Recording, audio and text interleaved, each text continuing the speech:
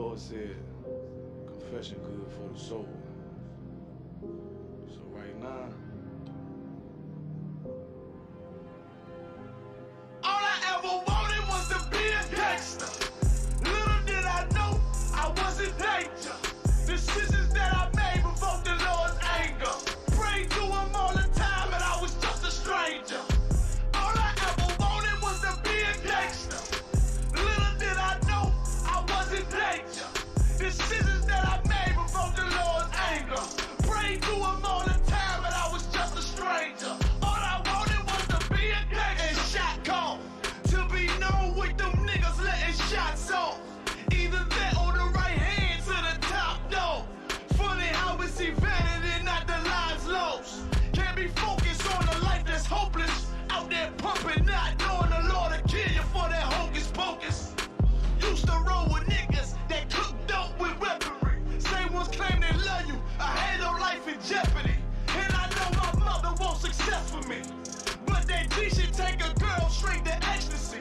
Remember running with bruh, even though we did the wrong thing. My life would've been a lot different if I fell up under Rob's wing. Was too sincere for a wicked game. Shame the Lord's name, now we afflicted with pain. All I ever wanted was to be respected by stand-up niggas, not knowing that them handcuffs custom made to fit. All I ever wanted was to be a gangster. Little did I know I was in danger. Decisions that I made provoked the Lord's anger. Prayed to him all the time and I was just a stranger. All I ever wanted was to be a gangster. Little did I know I was in danger. Decisions that I made provoked the Lord's anger. Prayed to him all the time and I was just a stranger. All I wanted was to be a gangster. I ain't lying, I was close to dying.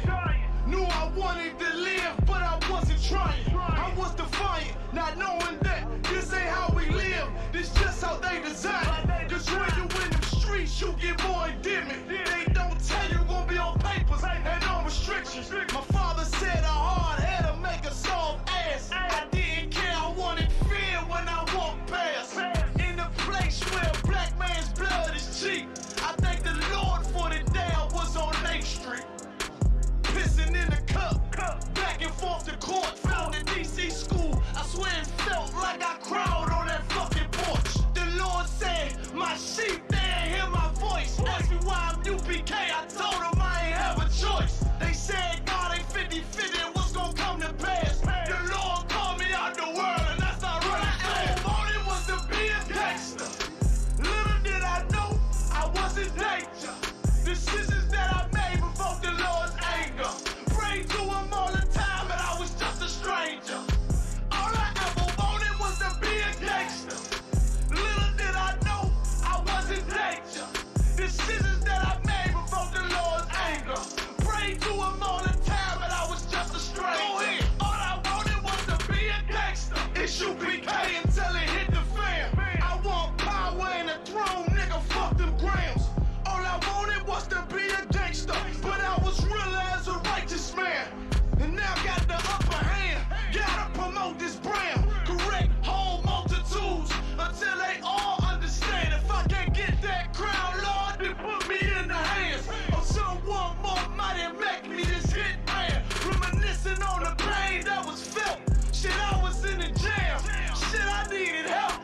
But Swan was locked up in the judge put man on the shelf. Heavy cry cause it felt like I was left by myself. All I wanted was to impress niggas with my grinding. Now I ain't trying to prove shit to nobody but Muhammad. Cause most these niggas lie, pump smoke.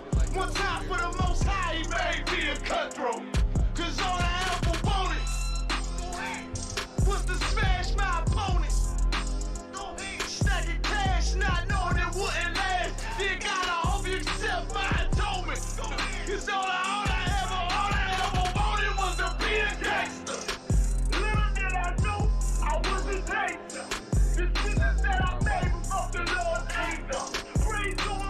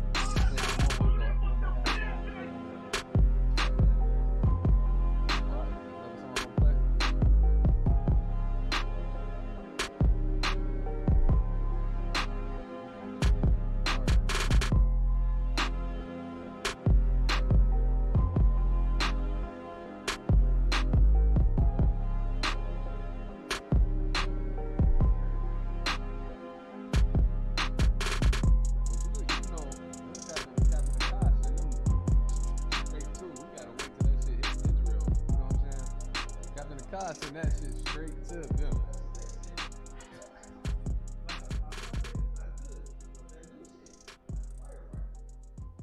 Did y'all watch the last?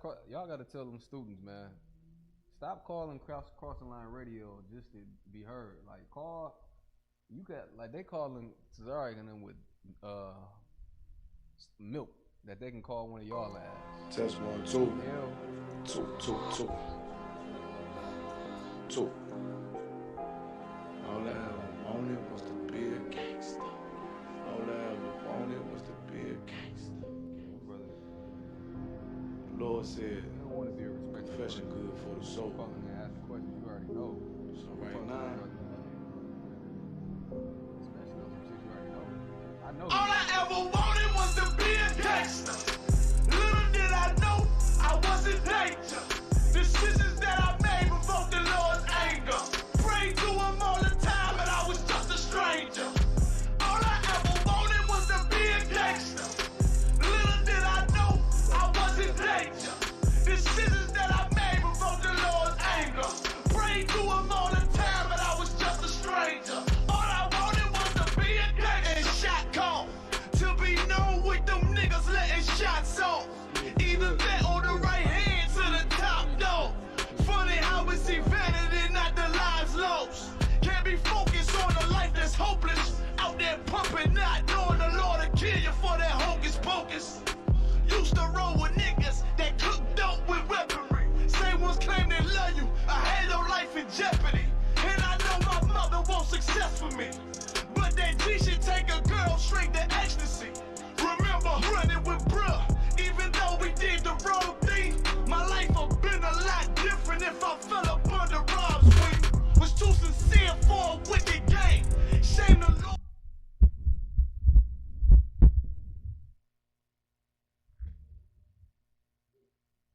Just let me know. We ready to roll, Akim? We ready to roll? We live? Most High Christ. Hey, Shalom Israel with the Israelite School of Universal Practical Knowledge. Started out of 1 West 125th Street, Harlem, New York. Under Commander Jane Hanna. You know what I'm saying? We've been bringing this truth to so-called Black, Hispanic, and Native Indians. You understand? Since 1969 under one banner. You understand? To teach them what? That they are the true children of the Most High God. You understand? We the Israelites as it pertains to those records, man, that only deal with us. You understand? I'm Officer Shawak. Lord willing, every Monday, man, we gonna hold down a powerful history class, going to the artifacts, going to history. You understand? The tie-in scriptures also. You understand? To prove what Commander Junior Honda been bringing out. You understand? Since the 60s, 69, you know what I'm saying, is the truth. You understand? The more we go into this history, man, the less you can, the less and more or less you can deny the facts. You understand? If you deny the facts, you're just a hypocrite. You're just a Christian, man. So with that being said, do we have any questions online before we get into this topic? Any questions out there in the audience? Okay, Most High Christ. Let's get Job 8 and 8. You know what I'm saying? One of my bedrock scriptures I like to get into before I open this class up right here. You understand? Just to let the people know how important it is for us to, you understand, search the history, you understand, of what our ancestors went through. You know what I mean? So yeah, whoever got it, nice and loud, you know what I'm saying, we'll move on. Most High Christ. In the book of Job, chapter 8, verse 8. For inquire, I pray thee, for the former age, and prepare thyself to do the search of their fathers. To do the search of their fathers. Like this damn near is an order right here, is a commandment. I pray that you do this thing right here. Why? So you won't keep making the same mistakes over and over again. You understand? That's sort of like insanity. If you keep doing the same damn thing over and over again, but you're expecting a different result. You understand? So I love this scripture because it's telling you right here, you need to inquire with your forefathers, the history of your ancestors, man. You understand? And that's what we do here every Monday. You understand? Throughout the globe, man. Break down the history according to artifacts, according to current events, and of course our records. You know what I'm saying? Keep reading. For we are but of yesterday and know nothing. We are of yesterday and know nothing if we don't inquire our history. You get my point? If you go out there and ask any Black and Hispanic person in a nationality, they're not gonna know. Why? Because they don't inquire their history. They don't give a damn. You understand? You know what they care about? the NFL. You understand? Basketball wives. You understand? Popping perks and all that. You know what I'm saying? That's that we caught up in the doctrine of American society, and that's the problem. You don't give a damn about your ancestors. If you did, you would have a different zeal about your people. You understand? The brothers and the sisters in this school, we care about black and Hispanic. Why? Because we know the history of what they've been through, our forefathers and our foremothers, man. So this history class is so heavy and so important. You understand? Keep going. Because our days upon the earth are a shadow. Our days upon the earth are a shadow, meaning you live in the same thing you did back 20 years ago. The same thing. Like everybody's so happy that Joe Biden got in office. I got news for you, black people. Nothing is gonna change, man. You understand? All you gotta do is look at the history of the presidents, man. You understand? Everybody loved Bill Clinton, but guess what? Bill Clinton locked up more black men than I can count on 100,000 fingers, man. 100,000 hands, man. Which what? Democrats. You understand? Then what was that law he created? If you got caught, the 3 strike. Yeah, but everybody loved him. These people, you voting for two of the less evils, man. We did a heavy breakdown last week on voting. Now we're gonna go into, you know what I'm saying, the man-made holiday coming up this week. You understand that our people have been celebrating for the last 400 years, 60 years since the 60s as well, which is what? Habawam. Baba Kashaf. I may, sir, Slaki. Veterans Day. Veterans Day. Oh my God. You understand? And once we get the history on Veterans Day, you're gonna see how evil your oppressor is, man. You understand? He telling you it's about the death of the soldiers. Nah, that's a lie. And we're gonna read it to you according to his you know what I'm saying, his scholars, right? Keep reading what you guys are, right? Shall not they teach thee and tell thee by other words out of their heart? Other words out of what? Their heart. So if you don't teach the history, you understand, you're gonna be lost out here, right? You gonna utter words that has no value. You understand? You gonna utter what Martin Luther King told you. According to the source, Salakia. You understand? God love everybody and everything, which is another lie. You get my point. So, if I could, let's get the first article, Baba Gashaw. If I could, that first article, man. Who knows? Before we read the article, who knows what is Veterans Day about? What did the oppressor teach us in during school, grade school? Go ahead. Slaki, I don't want for me. Veterans Day was the any person that went to war for this country. Mm-hmm. It was a day to salute those individuals. That's what we learned in our schools. It was a day to salute those that went to war. Okay. That sound convincing. You know what I'm saying? Sound nice and you know what I mean? Sound like the right thing to do, right? Oh, it's Veterans Day. Salute the soldiers that went to war. Okay. Let's see what Veterans Day is really about, right? Go ahead. Let's start with this first article. Kind of one kind, sir. Veterans Day facts. Veterans Day originated as... Like if you could you let them know the article you're reading from and the author? This is from the History Channel, updated November 9th. Mm-hmm. The original document was written October 14, 2009, and it's updated November 9th, 2020. So this is the current document, sir. So Veterans Day originated at Artemis Day. Is that correct, sir? Artemis Day on November 11, 1919. The anniversary of the end of World War I. The end of what? World War I. So really, Veterans Day is about the victory, you understand, that the oppressor won against the Germans, man. You understand, in World War I. Read it again from the top. That's what it's really about. Read it. Veterans Day originated as Artemis Day on November 11, 1919, the first anniversary of the end of World War I. Go ahead.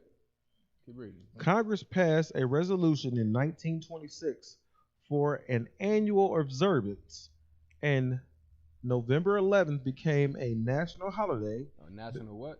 A national holiday. A man-made holiday. A national holiday. You understand? Paganism. And guess what's tied into this whole veterans thing? You understand? That damn flag, which is an idol.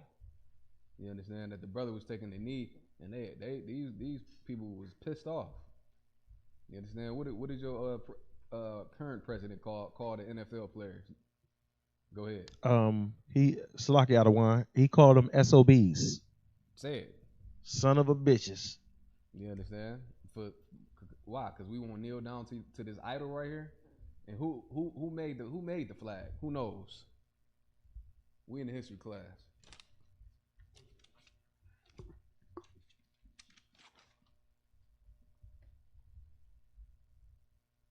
Anybody know?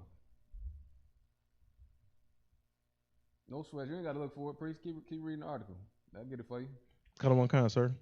Say Congress passed a resolution in 1926 for an annual observance, and November 11th became the national holiday beginning in 1938. Hold where you at. Give me 1 Colossians 2:8, Gerard.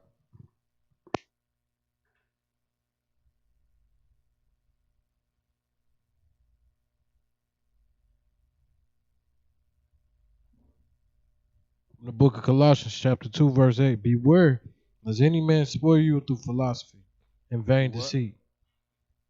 Beware, lest any man spoil you through philosophy and vain deceit. So this whole notion of celebrating, you know what I'm saying, celebrating this recognized day that America slaughtered all them people over there in World War One. It's vain. It don't mean nothing. It don't hold no weight with the Most High. Keep reading. After the tradition of men, after the rudiments of the world, and not after Christ. See that? Keep reading what you got. For in him dwelleth all the fullness of Godhead bodily. Most High Christ. Keep reading. Kind of one kind, sir. So Congress passed a resolution in 1926 for an annual observance, and November 11th became a national holiday in 1938. Unlike Memorial Day, Veterans Day pays tribute to an American veteran, living or dead, but especially gives thanks to the veterans who served their country honorably during war and peace times. Right? What is Veterans Day? Veterans Day occurred on November 11th every year in the United States in honor of the 11th hour of the 11th day of the 11th month of 1918 that signaled the end of World War One, known as signaled their victory. Okay. You understand? That's what it's really about. Just like Thanksgiving, it's not about, you know what I'm saying, Americans coming together with Native American Indians. It's about them slaughtering 77 million of them, you understand, and taking victory over this land, taking this land. That's the truth about that day. You understand? So anytime you go into the origins of these holidays, you see how wicked and evil. I mean, we call them hell days up in here. You get my point? Because why? It's hell for Black and Hispanic people. Bloodshed. People died. You see what I'm saying? Give me Habakkuk 2:12. Give me Habakkuk 2:12. You done with that article? Habakkuk, you done with that one? It says in 1954, President Dwight Eisenhower officially changed the name of the holiday from Artemis Day to Veterans Day. You see that? Artemis Day to Veterans Day. Let's look up that definition if we could, and get some little background on Artemis Day. It has a little bit more. I don't want if you want me to continue. Huh? It has a little bit more if you want me to continue. Yeah, go ahead.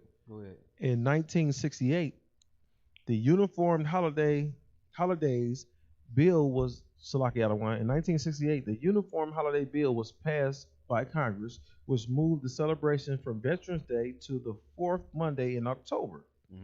The law went into effect in 1971. But in 1975, President General Ford returned Veterans Day to November 11th due to the importance of historical significance due to the importance of a historical significance of the date. So let me ask y'all this question: Was it so-called Negroes that served in that war? Come on, sir. Was it? You sure? That served in the war in 1919, sir. World War I. Come on, sir. There's Negroes that served in that war, in the Come on, oppressors' war. Come on, sir. Okay. And this man celebrating this day right here, right? Come on, sir. It's a national holiday, right? And our people served in this war. Okay, let's get the next article and read about the brothers that served in this disgusting war right here. You understand? Let's get Habakkuk 2 and 12. The book of Habakkuk chapter 2 verse 12. Nice and loud. Woe to him that buildeth a tower with blood. Woe to who? To him. Who is him? Who is him talking about? Woe to him. Destruction to him. Why is the Most High saying destruction to him? This man that wreak hell on everybody, drop bombs on everybody, man. You understand? The damn Japanese gave up and surrendered. He still was bombing them, man. You dealing with a beast that just won't give up, man. He's untamed, man. Go ahead, Zarok. You had your hand up. You two out? Oh, okay, yeah, man. I mean, we dealing with a man that just won't stop. He don't know how to stop. Here you are in 2020, and he's itching. That's what he's designed to do, man. Keep reading. And establish the city by iniquity. Establish the city by iniquity. You understand? What is iniquity? Go ahead. Sin. A sin. Something that's against the Most High. That's why the Most High hate Esau. Because you keep shedding the blood of the children of Israel. Precept. Ezekiel 35 and 5. That's it right there. Let's get that one real quick, Zarok, before the brother go to the next article. Baba Shaw, if you could. You understand? And then your people so brainwashed, they happy that, you understand, another. It's ridiculous, man. It's really witchcraft, man. Your president did a number on black and Hispanic and Native Indians, man. And that goes to show you how heavy our job is, man. It's preaching prophets of the Lord. Excuse me. You get my point? You got the scripture, Ezekiel 35 and 5? Let's read that real quick. The book of Ezekiel chapter 35 verse 5. Mm-hmm. Because thou hast had a perpetual hatred and hast shed the blood of the children of Israel. He got a perpetual hatred against you, man. Like when he look at you, his eyes is on fire, man. Just like when a lion see a gazelle or a deer, you understand? That he wants to eat you for lunch every day. He got a continual hatred that's not gonna stop. You know what I'm saying? That once our people, guess what? The lion teach the baby lions what? What does the lion teach the baby lions, the cubs? Go ahead. So like if I made, they teach them how to hunt gazelles. You correct, but I'm looking for something else. They teach them something else too. Protect. Both of y'all right. They teach them who the enemy is, man. They teach them who to watch out for. Just like we teach brothers and sisters in here, according to the Bible, who the enemy is, man.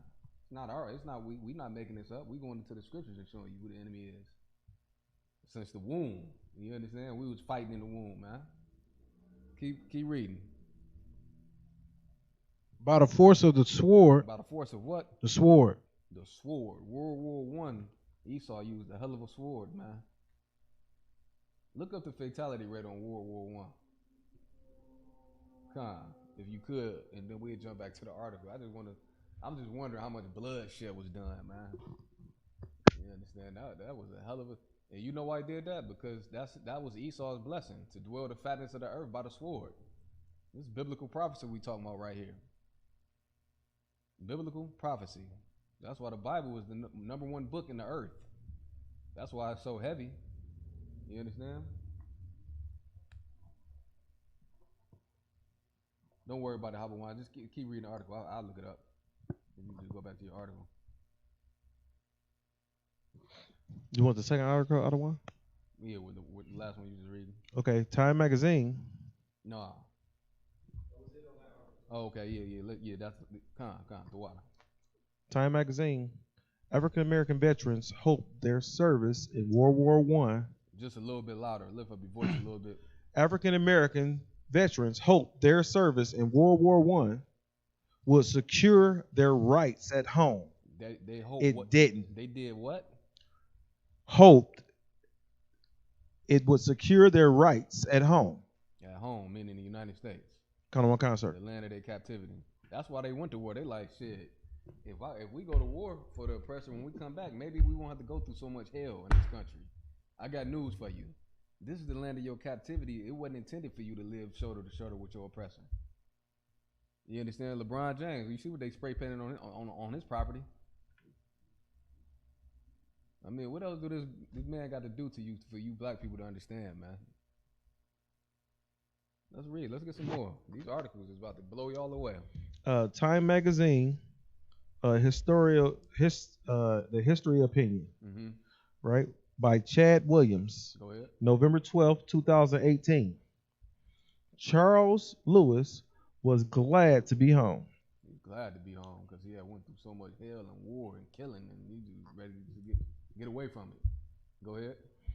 100 years ago, on November 11th, a date known to commemorate as Veterans Day, which will be observed on Monday, November 12th in 2018.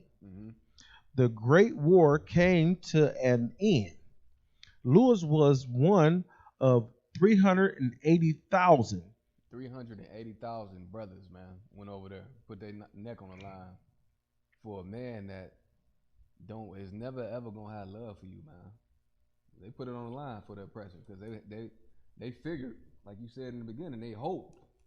You understand that the hell would stop if we went to war for you. Let's keep reading. Lewis was one of 380,000 black soldiers who had served in the United States Army during the World War. A little over a month, Lewis, after being discharged from Camp Sherman in Ohio, was back in the small town of Tyler Station, Kentucky. On one night of December 15th, a police officer stormed into Lewis' shack accusing him of robbery. Lewis, wearing his uniform and claiming the right... Hold on, wait a minute. He was wearing what? Wearing his uniform. He was wearing a military uniform. Kind of one kind, sir. All right. This is your Veterans Day right here. Keep going. Lewis, wearing his uniform and claiming the rights of a soldier. Claiming I'm American soldier. I didn't rob anybody. That's what the brother's saying right here. Keep going. Resisted and fled. See, he shouldn't have done that, but he was scared of it. He was scared of the damn devil. You know what I'm saying? Some brothers, even in 2020, you see some brothers get stopped. They just take because they scared to get. They think they're gonna get shot, man. But you can't resist this devil, man. You got to. What do the scriptures say? The precept: agree with thy adversary quickly. You understand? But harmless as a dove and wise as a serpent and harmless as a dove. I'm paraphrasing, of course. But those two precepts you need when you get stopped by this man. See what I'm saying? Don't resist him because he wants to. You know what he gonna say? I fear for my life. Okay. And another black man dead in the street. Boom. Bang. Keep reading. He was soon captured and jailed in the nearby Hicksman. But by challenging white authorities, a line had been crossed. Local whites were determined to teach Lewis and other blacks, local whites were determined to teach Lewis and other black people a lesson. Around midnight, a mob of approximately 100 masked men. A mob of who? A mob of approximately 100 masked men stormed the jail. The killers. Them killers showed up. Hey, guess who showed up with Christopher Columbus when they came on this land? Them killers. Go ahead. Just like I don't want to make. Go ahead, you got it. So this man was already jailed, correct? So a mob of 100 masked men showed up to the jail where he was already in prison. What happened to, if he's incarcerated? What happened to his right to have trial? He didn't have no. He was considered 3/5 of a man. He didn't. They don't care. They look at you like a dog. 3/5 of a man. He didn't have no rights, even though he fought for this country. You understand? When the Constitution was written, guess where we was at? We was still on them damn boat. We was still in slavery, man. That wasn't written for us. Keep going. They pulled Lewis out of his cell. Pulled him out the damn cell. American soldier that went to war now for this country. Now go ahead. Tied a rope around his neck and hung him from a nearby tree. As the sun rose the next morning, crowds gathered to view Lewis' lynched body. While combat in France may have concluded with the Artemis. See, look at that word again. What does that mean? That is the Veterans Day, sir. The real Veterans Day. You understand? Which really represents America's victory. You understand? That's what it really represents. Go ahead. For African Americans, the war continued. For so-called Negroes, the war continued. Go ahead. World War I transformed America and through the demands of patriotism, brought the nations together in unprecedented ways. But these demands also exposed deep tensions and contradictions. Most vividly in regard to race, African Americans fought a war within the war. They did what? Fought a war within the war. So this is what this is Veteran Day for so-called Negroes, man. Fighting a war within a war, and you still doing it in 2020. Still doing it. Wow, because history repeats itself. Unless you do something different, it's something we got to do different, man. You understand? Rushing them polls not gonna change. Black people will see real quick. You understand? There's nothing gonna change with that, man. It's probably it is gonna get worse. You understand? You about to see hell like you ain't never seen before. I'm telling you right now. Keep going. As white supremacy proved to be harder to defeat,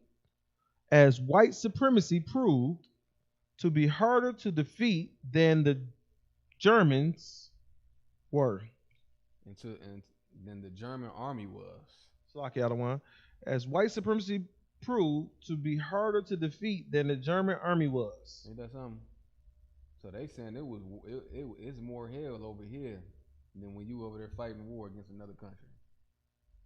You in a war right now, black people. And you think you're gonna vote your way out of this curse? It's not gonna happen. You understand? And that, like, how disrespectful could you be to celebrate a day like this? You understand? There are people went over there and put their lives on the line. Then they come back over here. The article just said, this war over here is harder than the war than they when they was in Germany. That's how wicked this man is that's over the top of us, man. Keep reading. Black people emerged from the war bloodied and scarred. They did what? Emerged from the war bloodied and scarred. Go ahead. Nevertheless, the war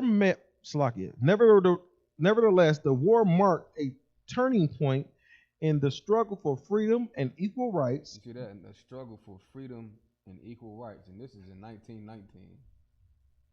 And you think a man about to just suddenly overnight change something? The oppression for black people, man. Like, I seen a disgusting video.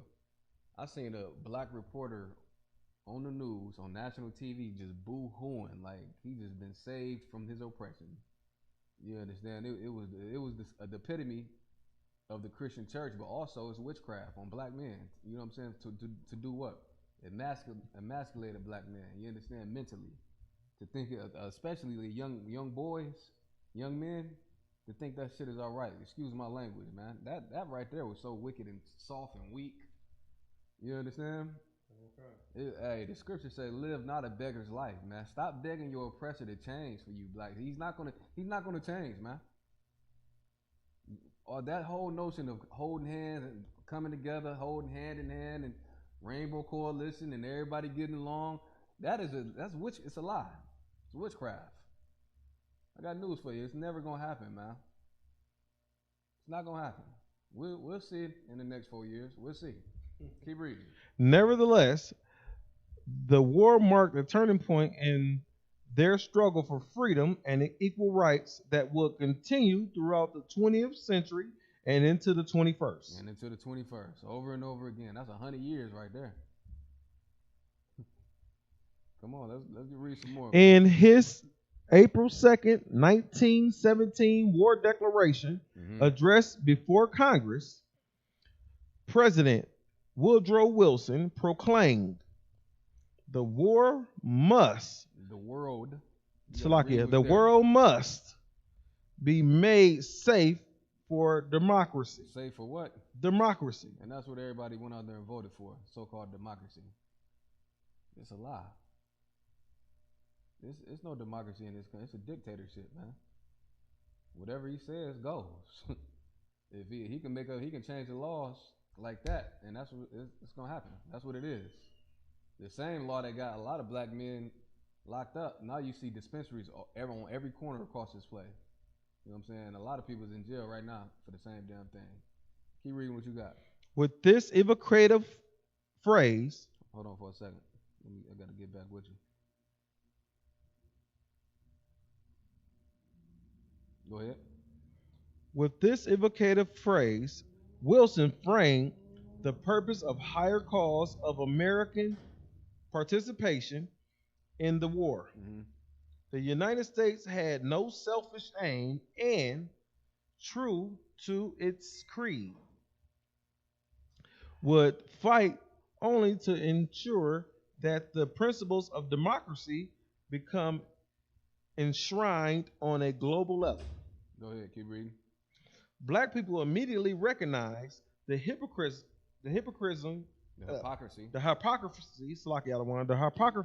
of Wilson's word. Hypocrisy of Wilson's words. Hypocrisy. So during that time, the president was what? A damn hypocrite. All the way back then, all these presidents is hypocrites, man. All of them. Why? Because they liars. That's what they get. Listen, politicians are paid liars, man. You understand? That's what they do. That's what they know how to do the best. You understand? I don't care who in there. Keep reading. On the eve of American entry into the war, democracy was a distant reality for African Americans. It was what? A distant reality for African Americans. Go ahead. Disenfranchised, segregation, disenfranchisement, segregation, and death, pontage, peonage, and racial violence rendered most black people citizens in name only. A Philip Randolph, a young socialist and editor of the radical black newspaper, The Messenger, spoke for many African Americans when he wrote, "We would rather make Georgia safe for the Negro." Go ahead.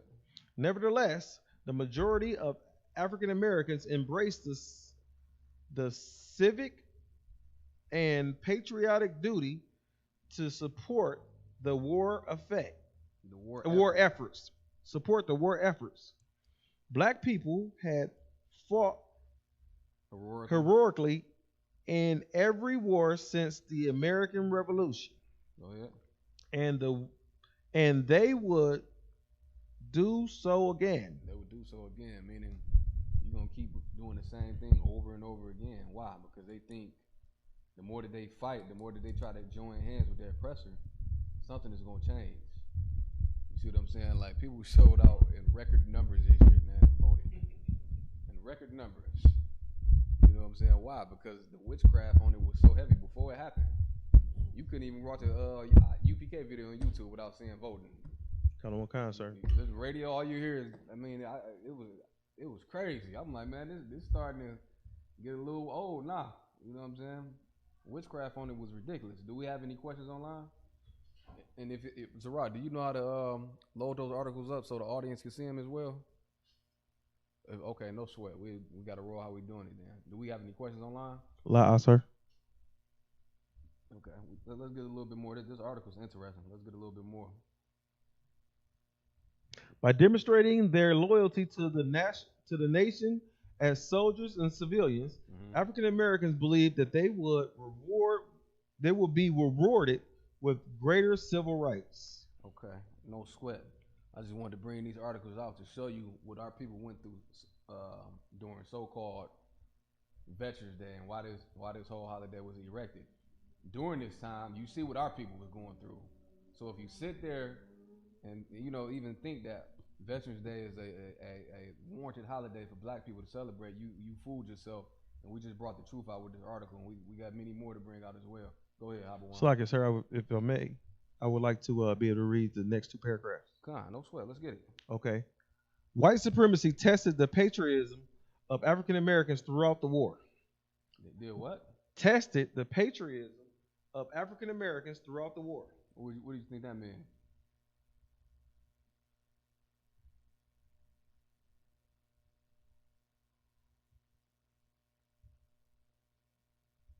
What do you think that means? They tested the patriotism against black Americans during the war. Like the other one, if I may, they wanted to see. They pushed them to the point to say, "Are you a real American? If you was a real American, you could deal with this." Give them a hand. That's right. Damn right. That's absolutely right. Keep reading. Racial violence worsened. It did what? Racial violence worsened. Go ahead. The most horrific example being a massacre that took place in July 1917 in East Louis that left over 100 black people dead and entire neighborhoods reduced to ashes. Burnt down.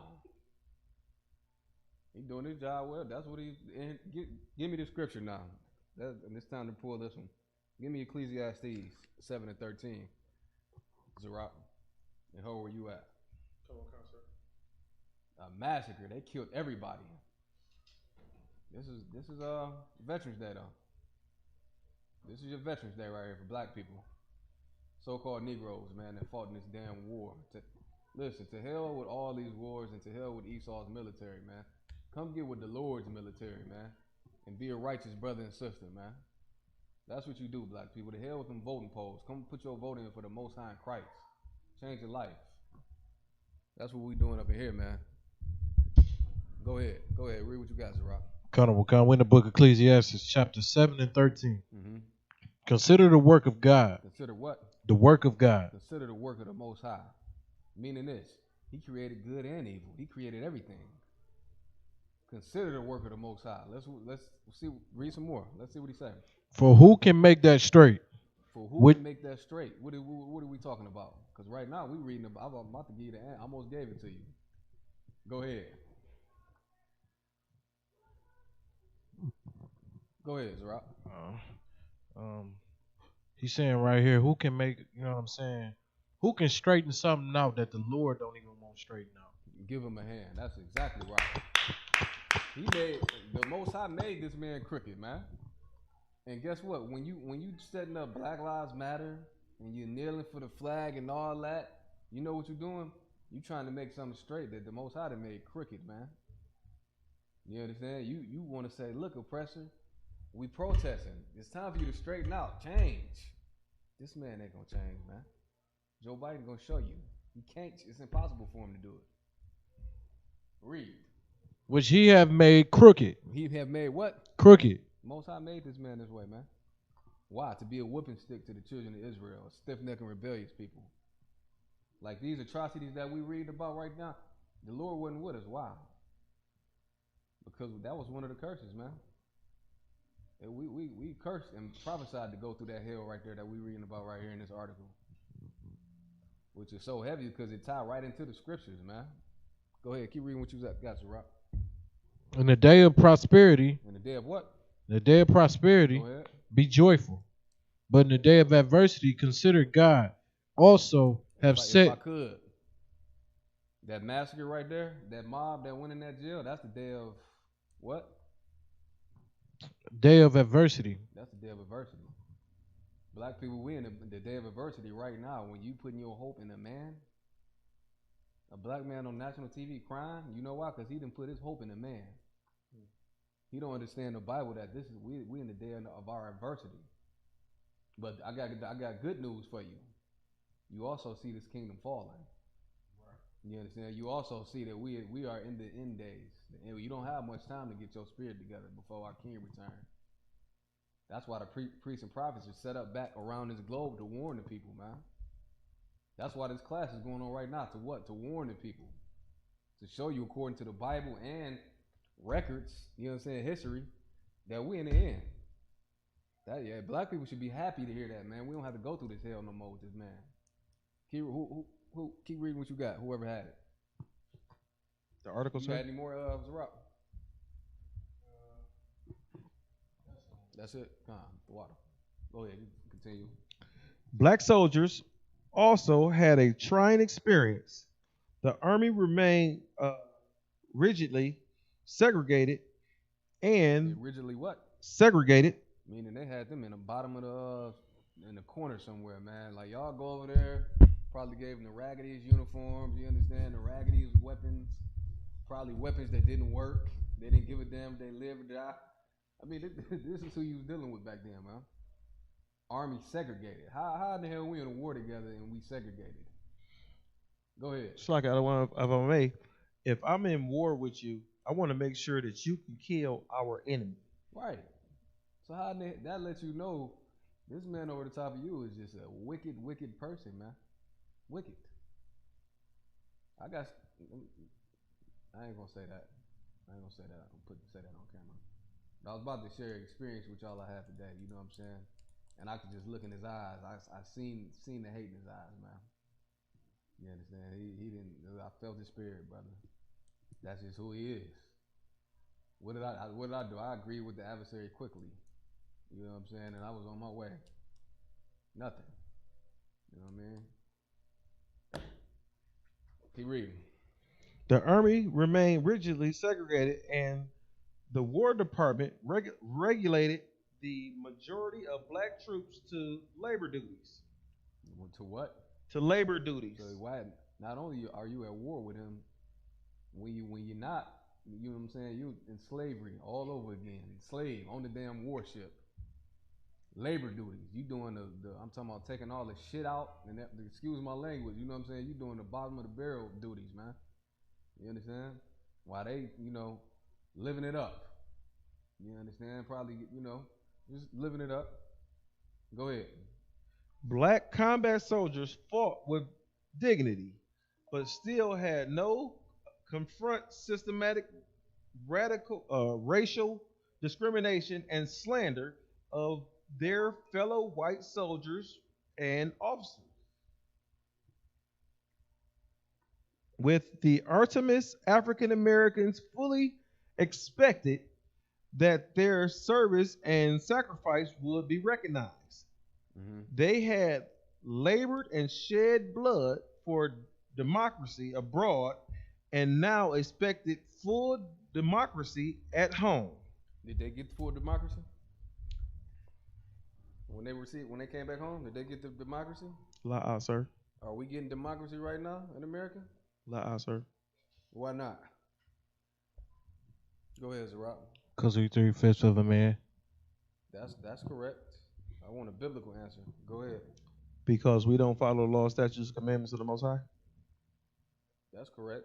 But I need the precept, though. You always want to, like when the teacher asks you a question, you want to come with the precept to prove it. You know what I'm saying? To the teacher, that's going to build you up. Give me the precept to show why you're not seeing democracy in this hellhole right here.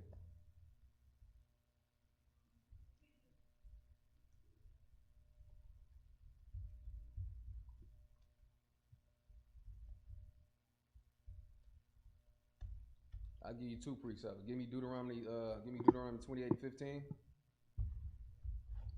And then the second one is gonna be Micah 2 and 10. Let's read those two. And we can get off into some more articles. It look like we got questions on there. Do we have any questions? La, sir. You just got individuals checking in. Okay, Most High Christ. Shalom, Israel. Damn right. Yeah, let's get Deuteronomy 28 and 15. And we got a lot. We got more on that article. That's a heavy article, man. The last part, sir, is just the death of Charles Lewis was the first. That's the brother they hung, right? Kind of what kind? And he was a soldier that fought in that damn war. Wow. Was the first anonymous warning that this would not be the case. That's in the article, sir. Most High Christ. Let's get Deuteronomy 28 and 15, and we're going to get Micah 2 and 10, and I'm going to show you why black and Hispanic people will never get democracy in this country right here. First of all, this is the land of our captivity. That ain't going to never happen. All right? Read what you got, Zarok. The book of Deuteronomy, chapter 28, verse 15. But it shall come to pass, if thou wilt not hearken to the voice of the Lord thy God, to observe and to do all his commandments. Like the brother just said, that's one of the, you were correct. That's one of the reasons why we're not going to have democracy, because we failed to listen to the words of the Most High God and to follow his laws, statutes, and commandments. That's the number one thing that's gonna get you out this captivity, man. Following your constitution, black people. You know what I'm saying? Following what the Most High told you to do. You know what I'm saying? If you don't follow what he tell you to do, you're gonna find out quick that he's not with you. You understand? Read. Shall I command thee this day? All these curses shall come upon thee and overtake thee. So that whole article was filled with curses that overtook our people, man. Our black soldiers, man, that thought that the oppression would ease up a little bit when they got back to this country. It got worse. What did the article say? The war against white supremacy was worse than the war when they was over there in Germany, man.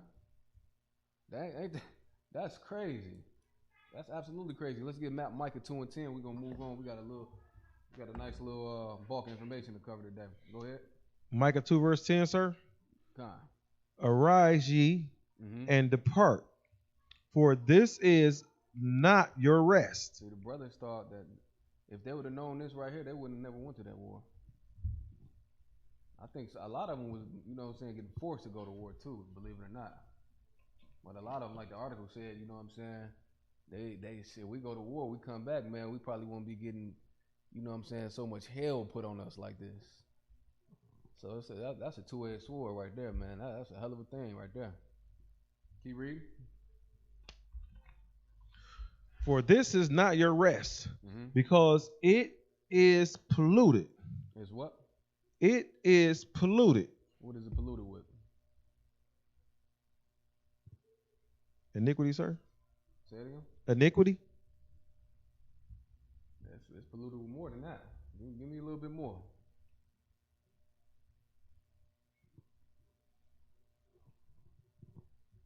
Y'all brothers ain't got the heat on, do y'all? It's a little steamy in here. Nah, it's straight. Yeah, if you could, just crack the door. We ain't got to open it all the way up. Just crack it a little bit. Maybe we'll get a little air circulation going through. No sweat. Yeah, Most High Christ. When is that feast day, Zarok? November 19th? November 21st? December? Dang. Most High Christ, yeah, we got that feast of dedication coming up. So lucky. That's gonna be a hell of a feast, man. All our feast days, you know what I'm saying? You know we get it in. You understand? Feast of dedication. Who knows the history on that? Because I seen somebody ask to break down the history on the feast of dedication. We get a little bit of the Maccabees at the end of the class. That's a hell of a story too. You know what I'm saying? It was a small army of brothers, man, that went up against a great army. You understand? And the Lord was with them. You understand? And they rebuilt the altar in the temple. You know what I'm saying? So that's absolutely a heavy feast day, as all of them are. Go ahead, keep reading. Because it is polluted. Polluted with what now? Go ahead. Sins, lies, That's what I want right there, lies. Christianity is one of the number ones. You understand? Which are lies as well. What is the biggest lie? Go ahead. Cedric Rozier, sir. Give him a hand. That's the biggest one right there. That image that we frisbee. Do we got the image in here? No sweater. We don't. No. The image that we frisbee at camp. That's why we frisbee it like that, because that's the biggest lie that destroyed our people, man. Which is not in the Bible. So guess what? These other nations, y'all shouldn't get offended when we do it, because it's a lie. Now we can go in Revelations and show you the real, you know what I'm saying, the real Christ. We can do that, but you can't go in there and show us of that image that we frisbee every Saturday down the damn street, as we should do, that we slam on the ground. You understand? It's a lie. The biggest lie on earth that has polluted everything.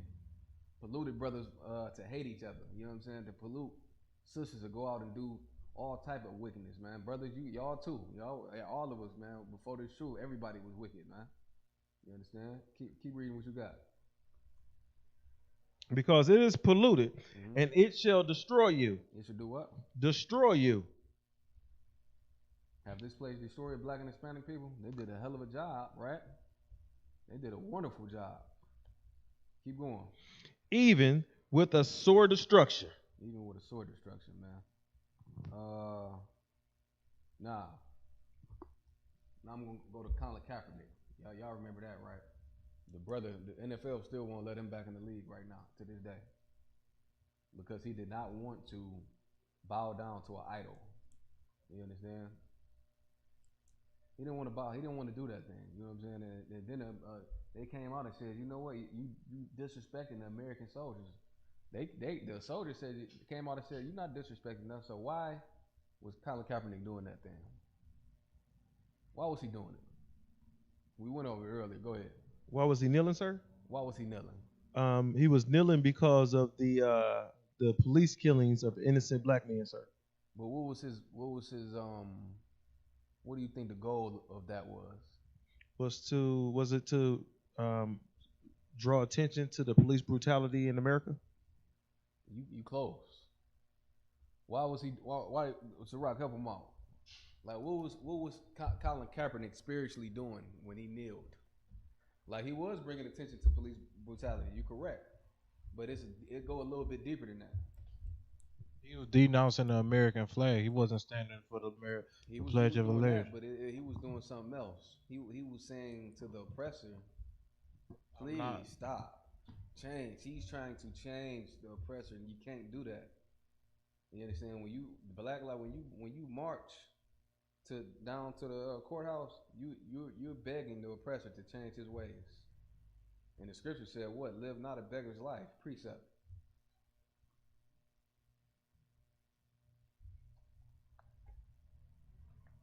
Is that Ecclesiastes 40 and 28, sir? That's it. Ecclesiastes 40 and 28. You pull that from Forms of Rock.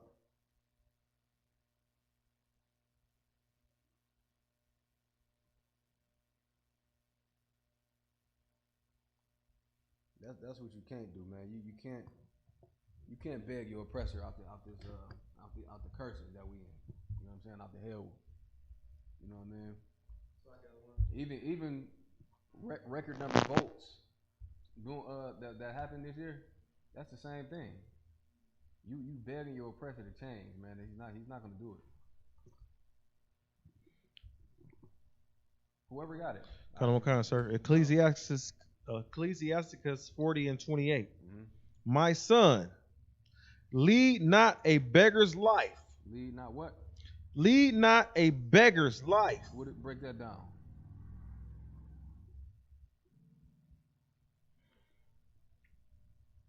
Go ahead. As men and women of Israel, we shouldn't beg the heathen to be just. That's right. That's right. You know what I'm saying?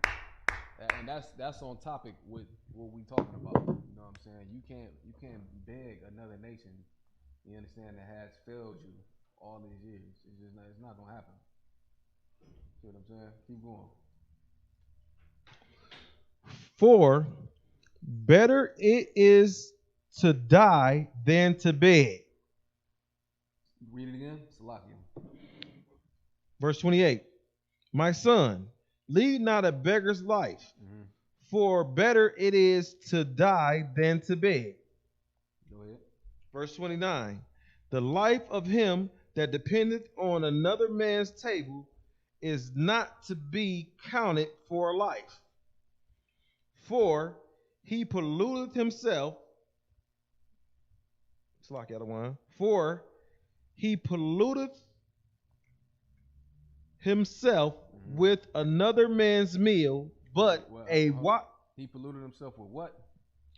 Another man with other men's meat. With other men's meat.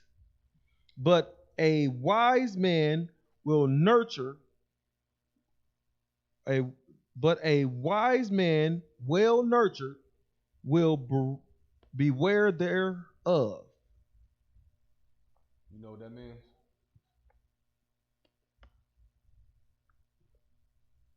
A wise man will be conscious of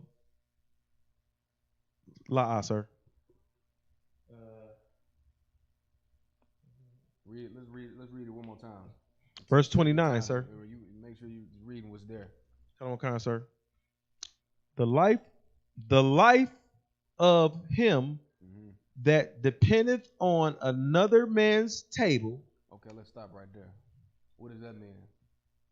A man that depends on another man's table. That's heavy. And you got to think on the context of what we're talking about right now. Go ahead, Zarok. Like black people depending on their oppressor to feed them and clothe them, you know what I'm saying, and take care of them, and begging them to do it. Give me a good example of that. Voting. How they rush the polls and vote like that. Like that, they was proud. They like, yes, we did. They clapping it up, hooraying, and okay. You hooraying that you just sinned against the Bible. That is a sin right there to do that. You know that, right, Habawan? Come on, sir. You know that is Christianity at its best. You know what I'm saying? Like that. You know why they so happy? Because of course, Biden descends from that administration. That's another thing. You know what I'm saying? He descends from the Obama administration. I don't care what administration you descend from. The administration you should vote for is the Most High Christ. You understand? The King over Israel. You know what I mean? It's just a sad thing to see our people out there like that, man. Like I said earlier, it just goes to show the work that's preached that we got to do. You know what I'm saying? In the school. You know what I mean? So keep reading. What you got? The life of him that dependeth on another man's table is not to be counted for a life. Go ahead. For he polluted himself with He polluted himself with other men's meat. If I could, where you at? 29, sir. 40 and 29. Let me get that with you. Just make sure. No questions online? Sir. Okay. Continue. Hold on, give me 1 second. 40 and 29. Okay. Okay, let's see. Okay, I'm with you. Go ahead. For he polluted himself with other. 29. In the middle. Okay, whenever you stop, just always jump back up to the top of the verse. Sir. Go ahead. For life. The life of him that dependeth on another man's table is not to be counted for a life. See, so they think they vote is counted for life, meaning their life gonna change. You know what I'm saying? Because this man is the president-elect now. You understand? They're gonna be woken up real quick. You understand? Just like the scriptures say, the Most High rose Pharaoh up to do what? Zarok? Bring him right back down to the dust, man. At a low state. So we'll see. Go ahead, keep reading. For he polluteth himself with other men's meat, but a wise man, well nurtured, will beware thereof. Go ahead. Verse 30. Begging is sweet in the mouth of the shameless. Mm-hmm. You But see that? Begging is sweet in the mouth of the shameless, man. People that don't give a damn about spiritual morality. You see what I'm saying? All they care about is carnal things. You understand? Are we going to get more money with this president? Are we better jobs? Negro, you want a slavery? How about let's put all our bread together and get farms, man? You understand? Let's get Black Wall Street rolling again. How about that? To hell with these slaveries, man. Our people just not. It's like you playing tug of war with somebody that just would never. They ain't gonna get it, man. It's crazy. Keep reading. Begging is sweet in the mouth of the shameless, but in his belly there shall burn a fire. Ooh, in his belly there shall burn a fire. What does that mean? Go ahead. Slack out of one, if I may. I've heard a lot of people say that the reason why they're voting is because they're voting for the lesser of two evils, right? And, you know, whether it be right wing or left wing, it's still off the same burner. So even though these people are voting for somebody who's going to whoop their tail less than the other person. That's right. Burning should be a fire. What does fire do? Burn, sir. Yeah, put you in more hell, more pain. You understand that we already in hell, right? It's like you adding alcohol to an open wound, man. You understand? Back on this national anthem, right? That was the whole premise on Colin Kaepernick, and the only reason I'm bringing that up is because it kind of precepts with, you understand, so-called Veterans Day. Like we just showed you what Veterans Day was about for our people. You understand? Massacre and atrocities. You understand? Brothers getting hung on trees, man, in their uniform, burnt in their uniform, man. That's what Veterans Day was for Black and Hispanic people. You know what I'm saying? Mostly Negroes. You know what I'm saying? It could have been some Hispanic tribes in there. I don't know. I know for sure Negroes was in there for sure. So that's what we just covered. All right. So let's get that article on the national anthem. This article is from the insert. More proof: the U.S. national anthem has always been tainted with racism. It has always been tainted with what? Racism.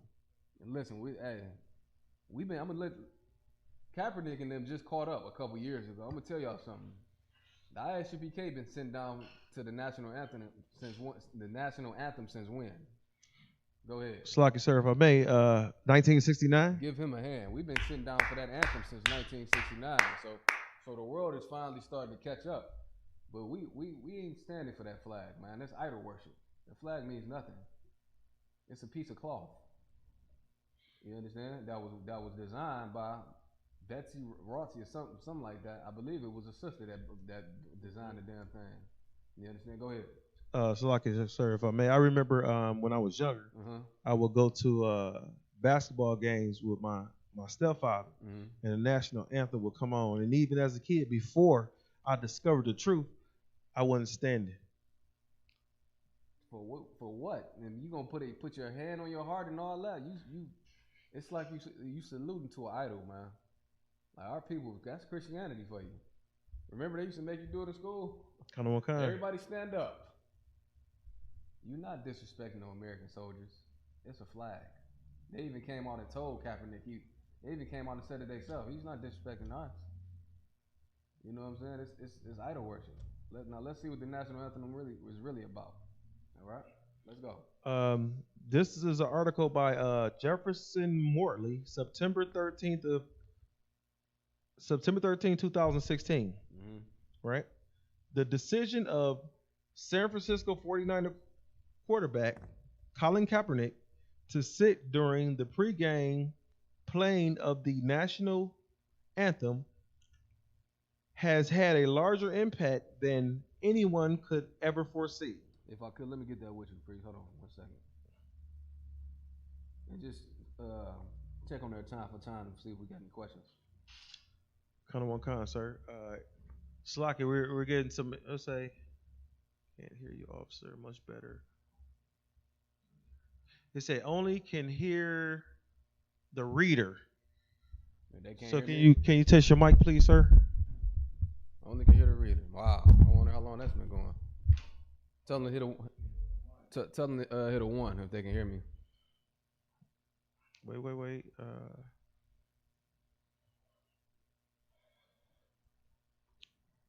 Can they hear me? Good to go.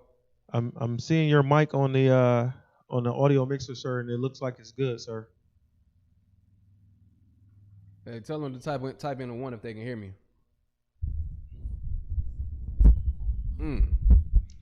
Freedom First typed in the 1, sir. Okay, Most High Christ.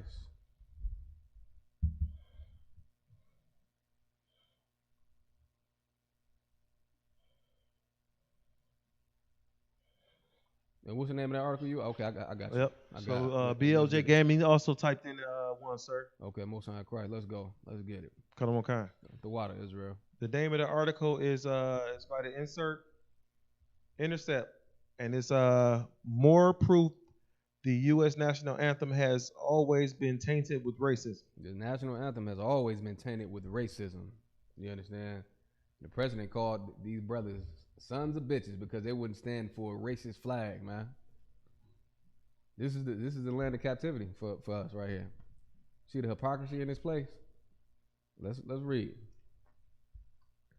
President Obama has weighed in, endorsing Kaepernick's constitutional rights to make a statement. Mm-hmm. When Kaepernick changed to protest to kneeling instead of sitting, teammates Eric Reed joined him. Brandon Marshall of the Denver Broncos followed suit and lost an endorsement deal. You see that? Because they didn't want to stand to a flag that represented racism, white supremacists. You understand? Anti-black. Keep going. Marcus Peterson of the Kansas City Chiefs raised a fist during the anthem. Go ahead. Elijah John Carlos and Tommy Smith at the 1968 Olympics, and an unidentified Navy sailor who took a seat in solidarity with Kaepernick may face disciplinary action. They're not playing about that flag. That damn flag is like a Christmas tree, boy. Go ahead.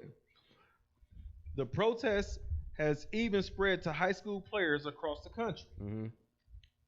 Much of the debate generated by Kaepernick has been on subjects directly connected to his actions: police brutality, free speech, go ahead, and the right and obligation of professional athletes.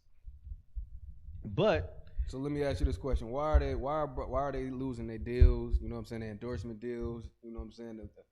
A sailor got disciplined for, you know what I'm saying, following suit. Why is that? Go ahead. Slocky, sir, if I may, because we are in slavery, and if we don't bow down and bend over to our oppressor, he's going to what? Destroy and take everything from the slaves. Uh-huh. Yeah, you're correct. You're absolutely correct. Go ahead, keep reading. And that's one thing that he fears the most: a slave that has a freedom mentality in his mind, that got the notion that he's free. He gonna look at you like, how dare you? What in the hell is wrong with you? You see what I'm saying? Keep reading.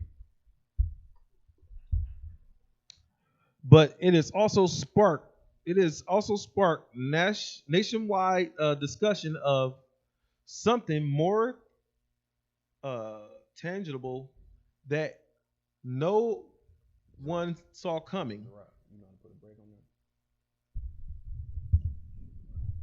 The meaning and history of the Star-Spangled Banner itself, including whether it should be rewritten or replaced entirely. Go ahead. The very fact that The very fact this controversy was surprising may be the most significant thing about it. It's the clearest demonstration possibly that even in 2016, the U.S. has barely begun dragging the unflattering aspect of its past out into the light. Go ahead. Part of that means facing the reality that everything about the Star Spangled Banner, its lyrics, its author, and the path it took to becoming the national anthem is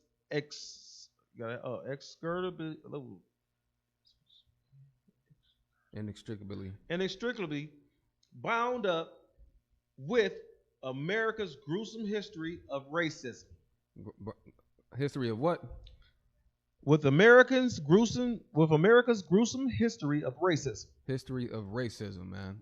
That's the whole point. That flag is white supremacy, man. And because we won't stand for it, you understand? You got to lose major endorsement deals.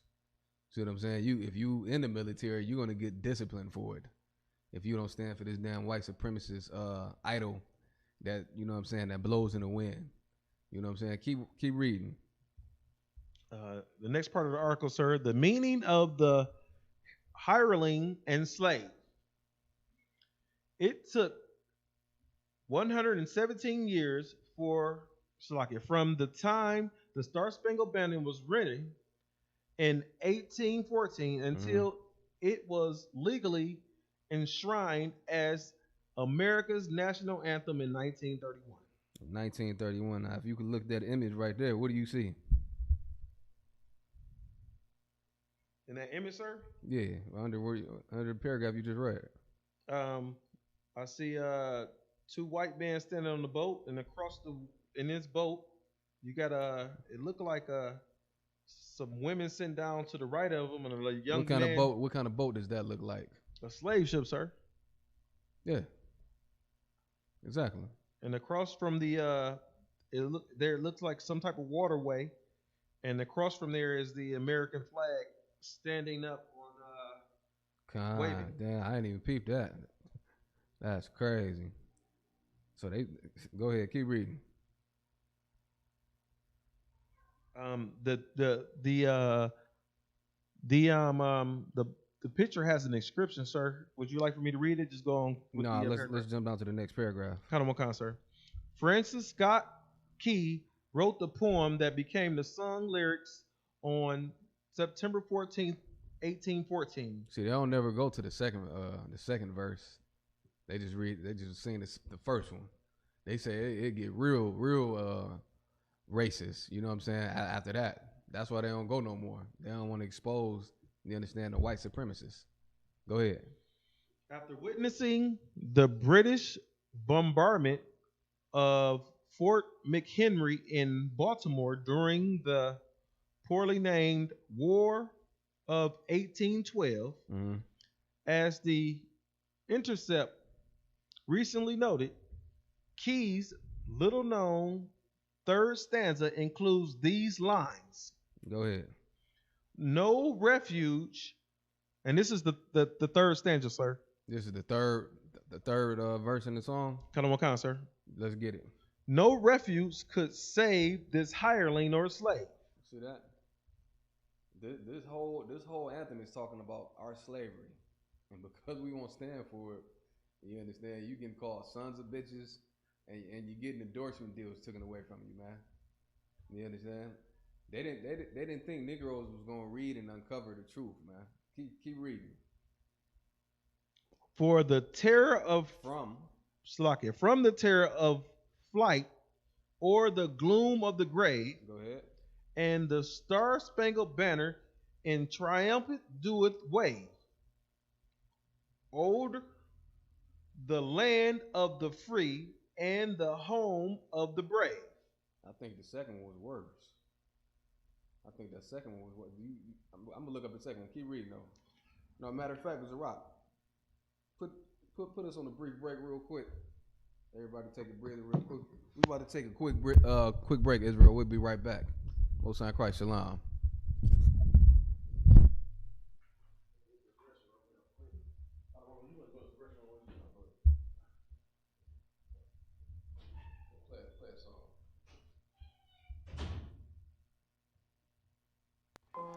Test 1, 2. 2, 2, 2. 2.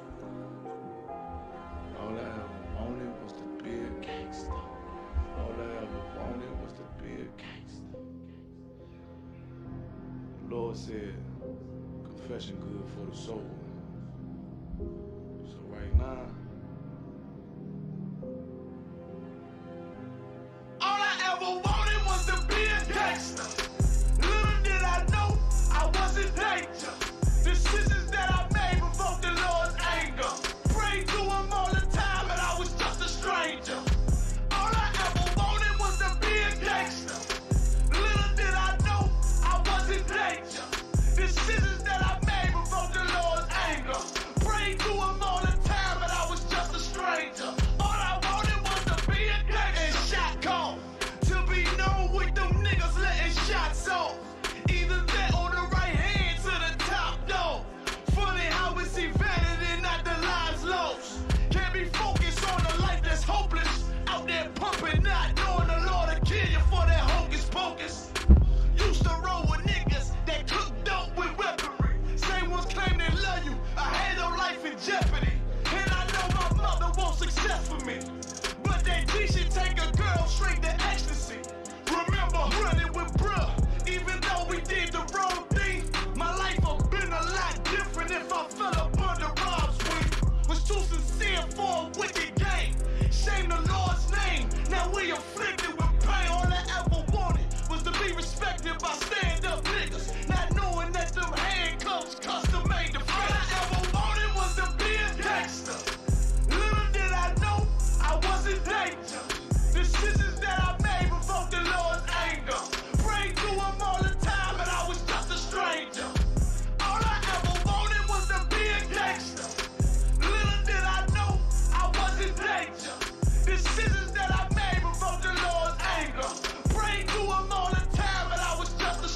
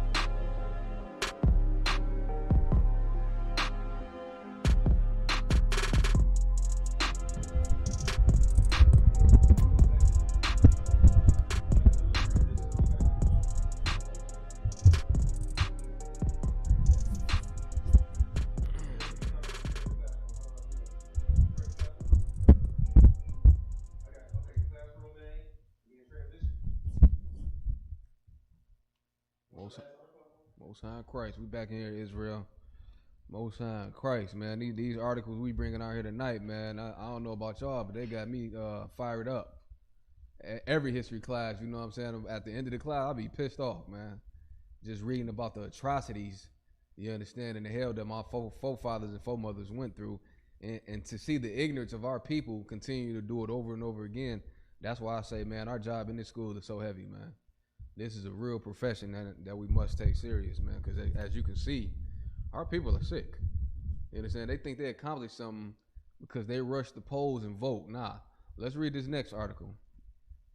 You know what I'm saying? That right there, why did they rush the polls and vote? Anybody in here before we get this last scripture in the article? Why did our people do that thing? Anybody who knows? Zarok. Why did they do rush the polls like that? In record numbers, though. They can't hear you, priest. You got to talk through that mic. They wanted to get Trump out of office. They wanted to get Trump out of office, so they voted for the lesser of the two evils, right? They don't know the history of this place right here. Would you have something? Go ahead. I was going to say the same thing, sir. They wanted to get Trump. Yeah. Why did they want to get him out of office? Go ahead. Like Abu May, people believe that he was a racist tyrant. And that you correct. I'll say, man, you know why you said that? Because you've been sitting in class and we've been talking about it the whole class. You understand? We went back to 1912, World War I. The same damn thing was going on. It's gonna keep going on. You know what I'm saying? Why? Why is it gonna keep going on? One word. Slocky out of one. Greatest deceiver and liar on the earth. I was gonna say Christianity out of one. That's a good answer.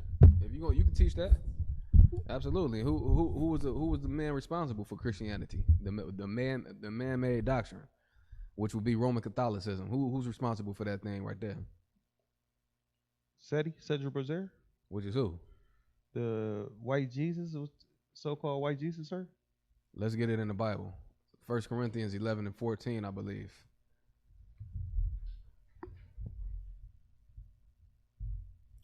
Yeah, let's get that real quick before we get this article, man. Like the witchcraft on the campaign this year was something that I never ever seen before, man. It was it's crazy, and they still doing it.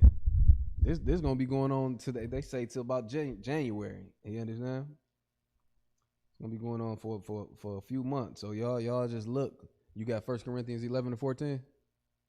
Zarok. Yeah, let's read that real quick. I'm talking about, I think it's 2 Corinthians, then 11 and 14, I believe. Let me look at it. Salakia. I'm getting rusty. That's one of my favorite scriptures, too.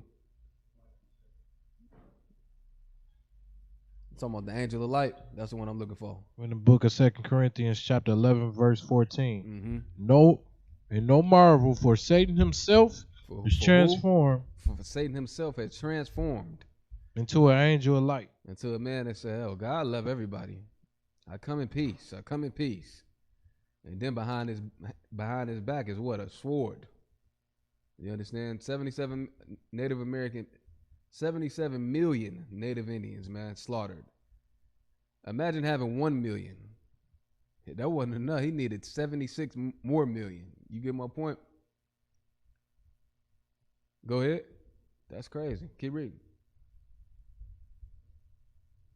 Therefore, it is no great thing if his ministers also be transformed as the ministers of righteousness. As your Christian pastors have been transformed into the ministers of righteousness. Really, they child molesters, man. It's on camera. How many? We can pull up the videos right now on how many child molestation cases that the Christian church got. Am I telling a lie? We can pull the. It's all on YouTube. I'm not telling a damn lie. You understand? I'm not up here with the young people. I ain't capping. I ain't capping. You know what I'm saying? I'm telling the truth up here. Keep reading. Whose Whose and shall be according to their works. See that? Who's Eddie Long works? What was he doing? Go ahead. Salakia, I don't want Baba Kashafa made. There was a young boy that said that Eddie Long was trying to eat him, but he was molesting and raping not only the kids, but he was paying the older teenagers and you know the young adults to have the young adult men to have sex with him. This is your Christian pattern. This who told them these people over these mega churches. That's who told our people to go vote. They ran up on me a couple times with that garbage. I kept it moving. They were like, "What's wrong with him?" You know what I'm saying? No reaction, no emotion. I just kept it moving. You understand? Go ahead. I got a question, Adawan. Yeah, no sweat. With 1 Maccabees 3:48 go right along with this, sir? Let's get it. Most High Christ. Officer Hand for putting that precept, man. That's what's up. That brother in class, man. Most High Christ. Go ahead. 1 Maccabees 3 verse 48. Mm-hmm. And laid open the book of the law, wherein the heathen sought to paint the likeness of their images. That's an excellent precept. Read it again. The heathen, the dark ages painted all these images right here white. That's an excellent precept. Painted the faces of the judges, man. That's another precept. Go ahead. 1 Maccabees 3:48. And laid open the book of the law, Mm-hmm. wherein the heathen heathen looked in there and seen the nigga Christ. You understand? He seen the nigga God and said, "Oh hell no." And then guess what? If you got caught reading the Bible, your eyes got burnt out your head. I mean, if you don't understand who the enemy is right at this point, I just don't know. You just Stockholm syndrome out. You understand? You just a crackhead, man. And you wonder why people smoking crack, man. Because you believe in the lies. Why? Because the lies fit more to your criteria, how you want to live. It you know what I'm saying? It complements your behavior and how you operate in this earth. That's why it's so hard for so many brothers and sisters to come in here. Because we got rules in here. You understand? You got sisters got rules, brothers got rules in here. And guess what? If you don't follow the rules in here, you know what I'm saying? You'll be in a council with one of the generals, and you'll get straightened out real quick. You know what I mean? We got rules in here, and that's what makes a nation run. Rules. You follow the oppressor's laws. You follow his rules, right? At that red light, what do? You blow through it or you stop? The majority of us stop, right? And guess what? The ones that don't stop, guess what happened? A punishment. That's the same thing spiritually with the law, you know what I'm saying, of the Bible. Same thing. But you gonna get punished spiritually.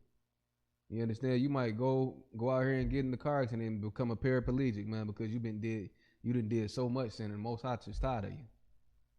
You understand? You wanna be a hoe? The Lord got something for you. Want to be a homosexual? He got some swift punishments for your ass. Excuse my language. He got some swift punishments for you. You understand? You football players and basketball think you just invincible and you got all that money. The Lord will turn you to a paraplegic. You lose your contract, man. If you keep on, keep going. And laid open the book of the law. Okay, Most High Christ. We brought these out just to show who influenced our people to show up and vote in record numbers.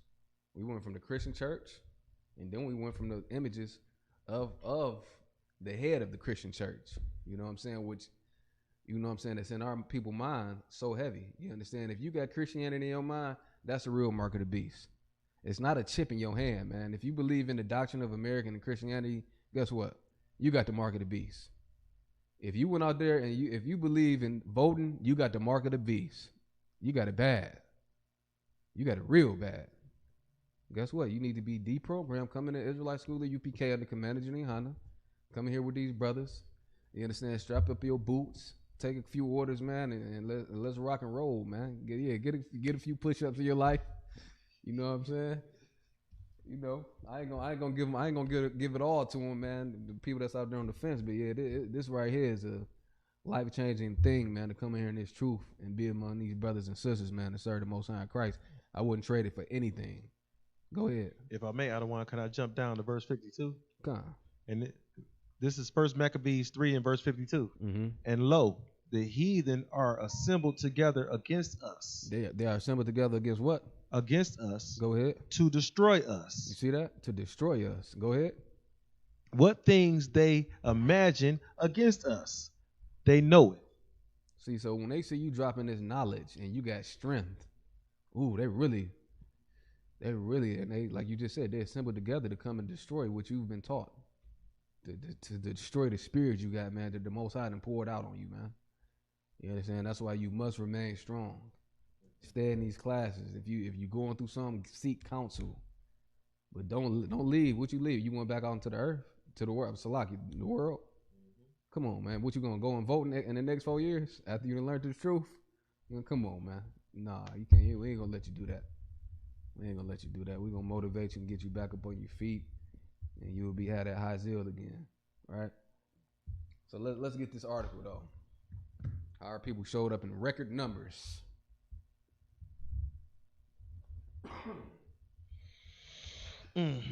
Time Magazine, the history of and politics. Mm-hmm. The 2020 election set a record for voter turnout. A record in voter turnout. That is witchcraft. It's a method to the madness with that right there. There's something going on. Go ahead. But why is it normal for so many Americans to sit out elections? Mm-hmm. Americans were prepared for the 2020 U.S. presidential election to be historic for a number of reasons. See, they wanted this to be historic, and on top of that, you got a woman in the White House now. So you see, your oppressors just trying to flip this whole thing upside down. A woman that does not belong in no military, man. You understand? She's supposed to be over the children at the crib making biscuits from scratch. You understand? And raising them children up. She don't belong in no damn seat of authority in no damn military. That's not in the Bible. You understand? I'm talking as it pertains to the Bible, not how I feel. You know what I'm saying? I don't have no emotions toward this garbage because I already know what it is. I'm just saying, according to the Bible, a woman should not have a seat in the military. She shouldn't be leading men. So if something happened to Joe Biden, she's gonna be your president. That's gonna be your president. Go ahead, keep going. Mm-hmm. And so far, data is backing that up, at least in one aspect: voter turnout.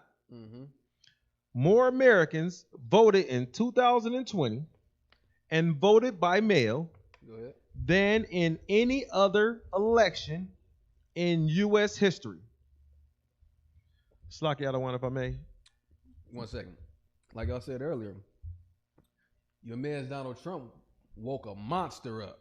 You understand? And these people has been so naive the last 80 years. They're like, oh, hell no, we want the monster to go back in the damn closet, but it's too late. It's going to get worse. They're going to be, you see how pissed off? They like, this is fraud. They cheated. I'm suing everybody. I want a recount. This is just total fraud. It's fake news. You understand? Like, come on, man. This is gonna be a mess. With they talking about this gonna roll all the way to January, and they still gonna be rolling, man. It's crazy. Go ahead. What you had? You had something? Yes. Wasn't this the same? Remember, they had record numbers of voter turnout when President, what's his name, Barack Obama. I'm not sure. Kind of what kind, sir? I'm not sure. We should have looked that up though. That would be something to compare to. If we got any more on this one? Yes. Go ahead. While the final turnout numbers will be available when all ballots are counted in the coming weeks. You see that? They still counting ballots right now. They still counting. Go ahead. Already 2/3 of Americans eligible to vote participated. Mm-hmm. Nearly 100 160 million people, up from around 138 million in the 2016 election, a proportion not seen in more than a century. That's how strong the witchcraft was this year. Record numbers. You know what I'm saying? Record numbers. Go ahead. A proportion not seen in more than a century. According to preliminary estimates posted Wednesday by Michael McDonald, professor of political science at the University of Florida, Go ahead. who runs the United States Election Project, a website that tracks voter turnout data. Because the voting population is larger than it was 100 years ago, Go ahead. that 2/3 rate equate to more voters in terms of sheer volume. Go ahead. The above average voter turnout rate in 2020 is noteworthy, as the U.S. usually has some of the worst turnout rates in the world. Wow. In a Pew Research ranking of voter turnout in the most recent nationwide elections, the U.S. placed 30th out of 35 nations. But it wasn't always the case that a solid chunk of Americans electoral set out to opportunity to vote. Set out the opportunity to vote. Now, would you say voting ties into Veteran Day?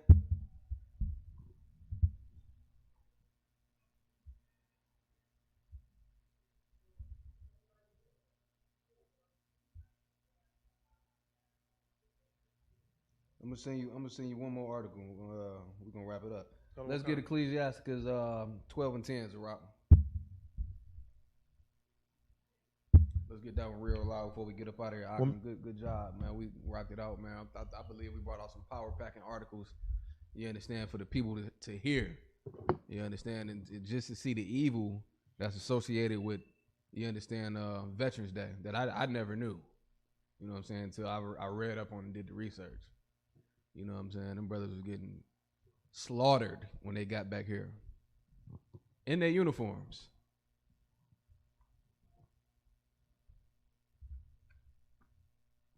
In the book of Ecclesiastes, chapter 12. And a coward. This is what you did. This is over the top of you. Salaki, please go ahead. In the book of Ecclesiastes, chapter 12, verse 10. Never trust thy enemy. Never trust what? Never trust thy enemy. So them people that showed up in record numbers, you know what they doing? They trusting the enemy. Okay. How do I know? Go ahead. So I got one for maybe. They're trusting their enemy to protect them from their enemy because of their smooth words. You putting trust in them because you set them over the top of you. What kind, sir? You putting your vote in him, saying, you know what, hey, I think you're gonna do a better job, and I think me putting my vote in for you, you're gonna help me and my family. I'm trusting you. What you saying through on your account, I'm trusting what you're saying. Mm-hmm. And like you just said, the words of his mouth was smoother than butter, but war in his heart. He can't wait to go to war with these other nations, man. And what did the scripture say? In the last days, there should be wars and rumors in wars. You're already in a war, but the rumor of the war is the big daddy, the big dog.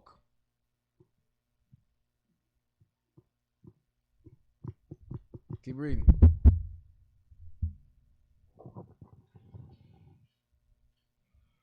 Never trust thy enemy, for like as iron rusteth, so of his wickedness. You see that?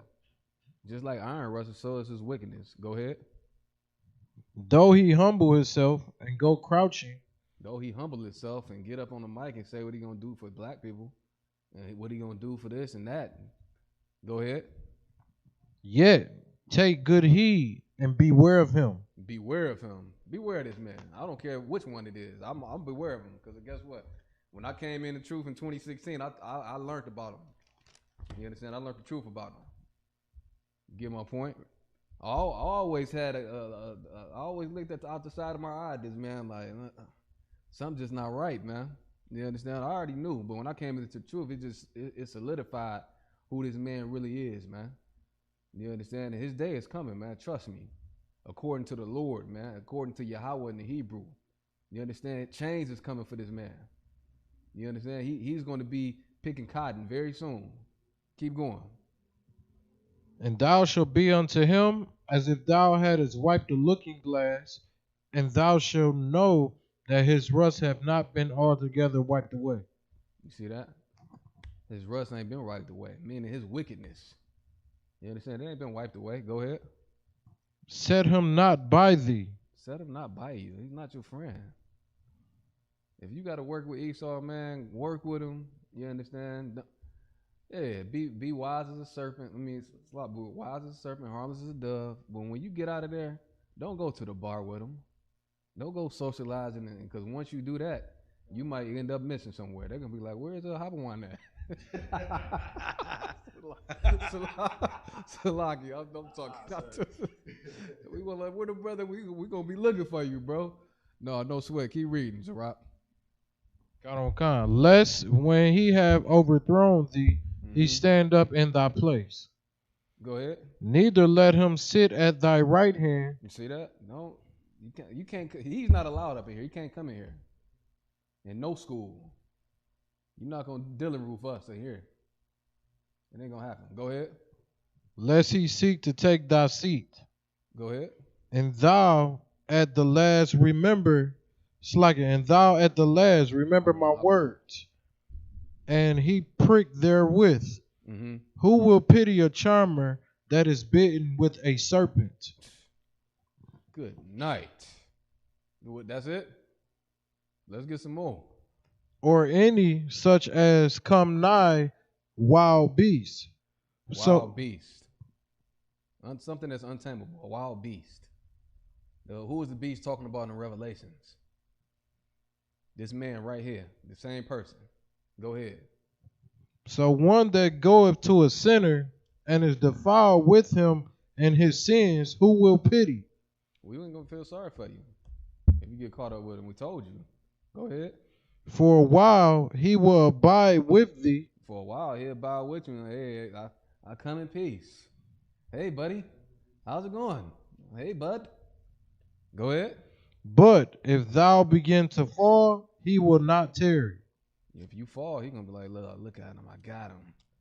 You go to the bar with Esau, and you. I'm telling you, you being somewhere in some cooler in the trunk somewhere. Oh, look at him. Hey, he got him. I slipped him a Mickey. You know what I'm saying? The scriptures right here is telling us, don't socialize, separate from these. This is the enemy right here, man. Don't be all shoulder to shoulder, all in their face, man. It's not gonna work out for you, man. The sisters tried it and they ended up in cooler somewhere, missing. We got it all. I'm not making this up either. We got it on article and on YouTube too as well. You understand? You know we can prove it. I'm not making this up. Go ahead. An enemy speaketh sweetly with his lips. The enemy speaks sweetly. I'm gonna do this for the so-called black people and American man. Negro, please. Not Negro, please, but please. You know what I'm saying? Some more. Is that it? But in his heart, he imagineth how to throw thee into a pit. I just said it. It's throw you in the trunk or the cooler. In the pit. We want to get you out of here, man. When he see you, it's like a lion seeing a gazelle, man.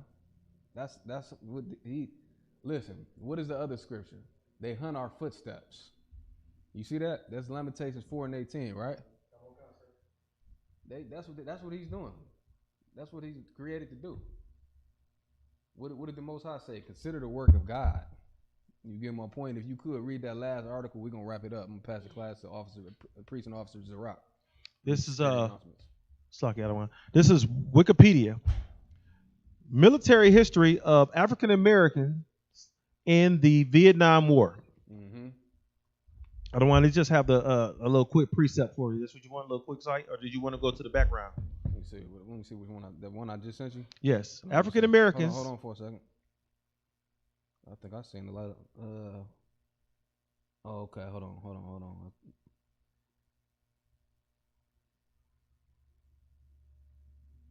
Okay, no sweat. We can drop that. Kind of one concert. Let me see if I can find another one, real quick. You know what I'm saying? I don't want to. Go ahead. With that scripture that Officer Zarok just brought out was so heavy because so heavy. When the what's the guys that do the tiger taming and stuff like that, and one of the tigers ate one of them or something like that and chewed them up. Mm-hmm. You really people go to these shows to see. They don't really go to these shows to see these people make these tigers do trick. They really want to see the tigers break loose and chew one of them up. That's really the main reason why you go to some of these shows. And when you see a snake charmer playing with the snake, and if the snake bite him, you really don't. That's what you really went to that show to see. Right. Was that snake was the bite him? That king cobra was to come out that basket and bite that dude with that flute. That's really what you go there to go see, right? Right. You really don't go there to see the snake, this vicious snake, come out, shake his head, and then go back into that basket. I understand what you're saying. And on the flip side, you know what I'm saying? I don't want to sidebar too much, but on the flip side of that, he said it is to commemorate the dead soldiers or the living, right? From the wars, right? What about the 77 million Native Indians that you killed? How many Negroes died in the transatlantic slave trade? 100 million. And then when we try to commemorate it, you know what they say about us? Y'all a hate group, man. Just forget about it. That happened so long ago. But 9/11, they say never forget. Wow, guess what? We not gonna never forget up in here what our people went through. Like that first article we read, man, I was cringing, man. It was bad. You know what I'm saying? Like, it's crazy, man. You see how they changed it from Columbus Day to Indigenous Day. You know what I'm saying? Go ahead. But with it being changed from Columbus Day to Indigenous Day, doesn't it really represent the same thing, sir? It's just by a different name.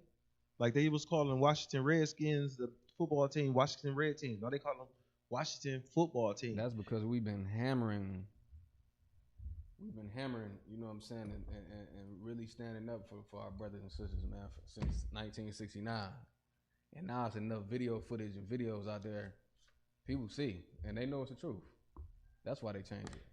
It's also done for political reasons. You know what I'm saying? Your oppressor is very crafty in his you know what I'm saying, in his walk in his empire. So, I can't find that last article. You know what I'm saying? I ain't gonna be too long with it. With that being said, we're gonna end the class. Israel, that's my time. I pass it to Precinct Officer Zarok, 1000. Shalom, Israel.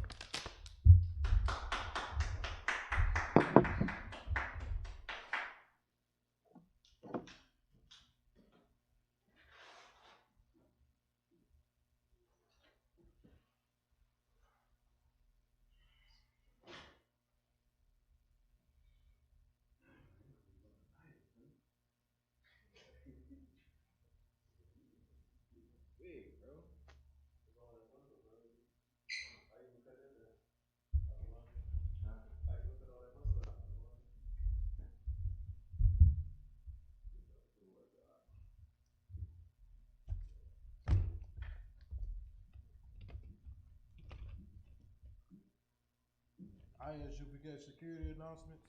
We got ISUPK started out of 1 West 125th Street out of Harlem, New York. Root for new brother and sister. When a new brother and sister comes into the school, they are off limits for 6 months. They are to be saluted only. They are here to shed themselves to the world. They need transportation. The teacher will arrange it. After 6 months, if a brother or sister has an interest in a particular person, he or she must get permission from the head to speak to a brother or sister. There's another 6 months in which the brother and sister will court each other. After this 6-month period, the brother and sister will get permission from the head to marry. Ties, which is a commandment, Numbers 18 and 21, Malachi 3 and 8 through 10, means 10th in the Hebrew, Ma'ashra. 10% of every penny of any increase the Lord gives you, give to the treasury department or teacher. Priest fund, free will offering for priests, not mandatory, whatsoever amount you would like. Up and coming holy convocation. We got the Feast of Dedication coming up December 9th, 2020. If anyone wants to be a trooper in the school to start wearing all black, boots, shirt, pants, headbands, and scarves. And with that being said, I'd like to give a courtesy salute to the teacher. Men of Israel, Majim, Majim Shabbat, Majim, Barak, Yahweh Hashem, Yahweh Shah Barakatah. Yajum Matah, dismissed.